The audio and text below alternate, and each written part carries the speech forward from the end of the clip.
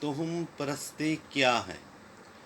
توہم پرستی کا معنی ہے بغیر کسی شرعی یا عقلی دلیل کے کسی نظریہ یا خیال کو اپنا لینا۔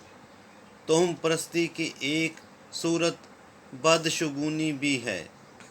کسی چیز، دن یا مہینے کو برا سمجھنا بدشگونی کی مثالیں ہیں۔ فال وغیرہ کے ذریعے سے قسمت کا حال جاننے کی کوشش کرنا بھی توہم پرستی ہے۔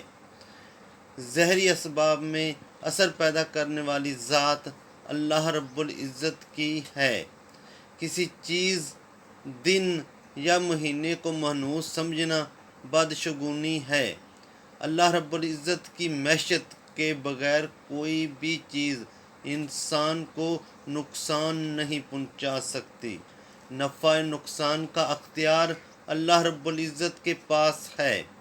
جب وہ خیر پہنچانا چاہے تو کوئی شر نہیں پہنچا سکتا، اور اگر وہ کوئی مصیبت نازل کر دے تو کوئی اسے دور نہیں کر سکتا۔ ارشاد باری تعالیٰ ہے سورہ یونس آیت نمبر 107، اور اگر اللہ تمہیں کوئی تکلیف پہنچائے تو اس کے سوا کوئی اسے دور کرنے والا نہیں، اور اگر وہ تمہارے ساتھ خیر کا ارادہ فرمائے تو اس کے فضل کو کوئی ہٹانے والا نہیں ہے۔